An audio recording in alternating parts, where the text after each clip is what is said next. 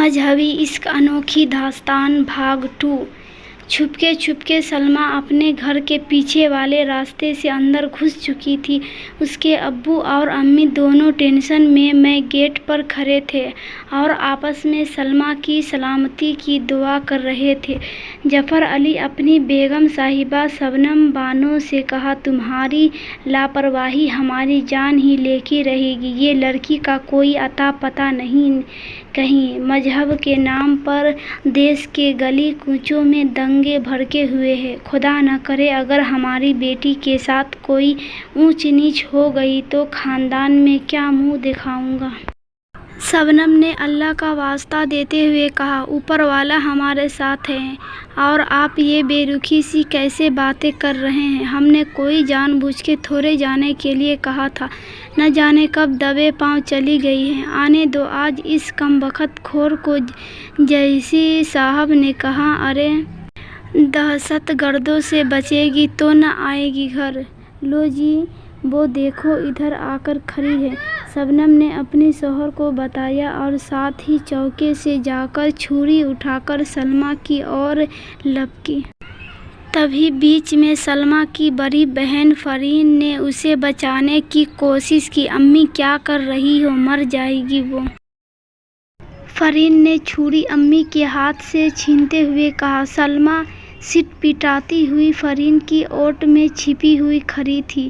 شبنم نے سلمیٰ کو آخر پکڑ ہی لیا اور 4-5 تھپڑ مارتے ہوئے پوچھا، حرامزادی کہاں گئی تھی؟ سلمیٰ نے اپنا پکش رکھتے ہوئے کہا، یہی تو پچھلی بار گلی میں اپنی دوست چارو سے ملنے گئی تھی۔ شبنم نے آنکھیں نکالتے ہوئے پوچھا، کیا رکھا ہے چارو کے پاس؟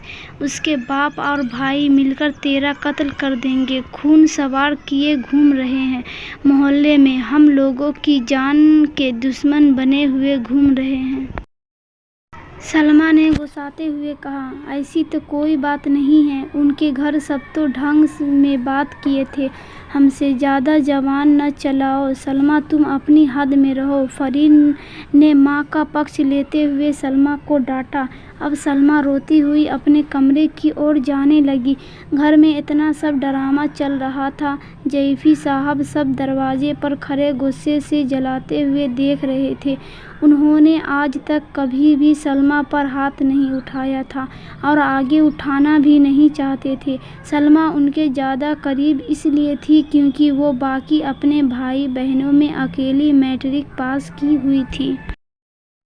وہی ان کے سارے دھندے پانی کا حساب کتاب رکھتی تھی، ساتھ ہی سب سے خوبصورت بھی تھی۔ اپنے ابو جان کے قریب ہونے کا کرنا اس کی خوبصورتی نہیں بلکہ اس کا تیز دماغ اور اس کی انٹیلیجنس تھی۔ سلمیٰ کے علاوہ اس کے گھر میں ایک اس کی بڑی بہن اور ایک چھوٹی بہن اور سب سے چھوٹا ایک بھائی بھی تھا۔ سلمیٰ اور ساگر دونوں ایک ساتھ اسکول میں میٹرک میں تھے، تبھی سے دونوں ایک دوسرے کے قریب اور قریب آتے چلے گئے تھے۔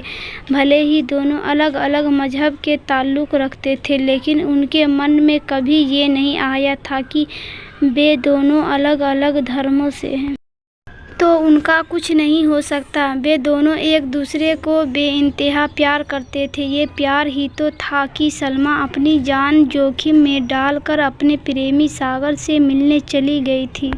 جب سلمیٰ اپنے روم میں جا کر اپنے بیڈ پر الٹی لیٹ کر تکیے پر منہ رکھ کر زور زور سے رو رہی تھی تو اس کی بڑی بہن اس کے پاس پہنچی۔ فرین نے سلمیٰ کی پیٹھ پر ہاتھ رکھتے ہوئے اسے پوچھا، کیا ہوا؟ ملاقات ہوئی یا نہیں؟ سلمیٰ نے بنا پلٹے ہی ہاں میں سر ہلاتے ہوئے کہا، ہاں ہوئی۔ فرین تب رو ہی رہی تھی۔ پھر تو خوش ہونا چاہیے تمہیں، تمہاری محبت سے ملنے کا کم سے کم موقع تو ملا۔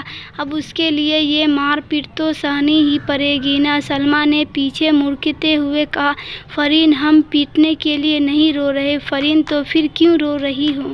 سلمیٰ اب ہم شاید مل نہیں پائیں گے۔ اسے دیش بھکتی کا بھوت سوار ہے اور آندولنوں میں حصہ لے رہا ہے اور یہ بات ابو کو پتہ چلے گی تو وہ ہمیں ملنے تو کیا اس کی شکل بھی نہیں دیکھنے دیں گے۔ فرین نے مایوسیت سے کہا، تو تم نے اسے سمجھایا نہیں؟ تمہارے لیے یہ سب تو چھوڑ ہی سکتا ہے نا؟ ہم نے اسے بولا تھا لیکن اس نے مٹی ہاتھ میں لیتے ہوئے ہماری مانگ بھر دی اور کہا کہ میرے لیے پہلے یہ مٹی ہے پھر تم ہو۔ فرین نے چنتا جتاتے ہوئے کہا، آخر اپنے اس ملک میں چل کیا رہا ہے؟ یہ گورے کیا کروا کے مانیں گے؟ پہلے تو پورا کا پورا لوٹ لیا اور اب انہیں کیا چاہیے؟ سلمیٰ نے فرین کو دیش کی برتمان حالات سے اوگت کراتے ہوئے کہا، گورے دیش چھوڑ کر جانے کے لیے راضی ہو گئے ہیں لیکن اس سے پہلے یہاں انترم سرکار بنانے کا پرستاو رکھا گیا۔ اب دقت یہ آ رہی ہے کہ دیش کی جنتا دو گٹوں میں بٹ گئی ہے، کچھ کانگریس کو سپورٹ کر رہے ہیں اور کچھ مسلم لیگ کو۔ فرین نے کہا، اب یہ کیا نئی بلا ہے؟ سلمیٰ نے بتایا، زیادہ تر مسلمان لوگ مسلم لیگ میں ہیں اور وہ ایک الگ آزاد ملک کی مانگ کر رہے ہیں یا پھر جناح صاحب کو دیش کا پہلا پردھان منتری بنانے کی مانگ ہے۔ فرین نے کہا، تو اس میں حرج کیا ہے؟ بنانا چاہیے، انہوں نے کتنی قربانیاں دی ہیں دیش کے لیے اور پڑھے لکھے بھی ہیں۔ سلمیٰ نے کہا، حرج یہ ہے کہ کانگریس اور گاندھی جی نہرو کو آگے کر رہے ہیں تو تکرار یہی ہے۔ وہ آگے کچھ بات کرتی کہ سلمیٰ کو اس کے ابو نے اسے باہر آنے کے لیے پکارا۔ سلمیٰ، فرین، اب ہمیں ڈر لگ رہا ہے کہیں ابو کو پتہ نہ چل گیا ہو۔ فرین، پہلے جا کر تو دیکھو، سلمیٰ نے کہا۔ ابو کی کرک آواز سن کے تو یہی لگ رہا ہے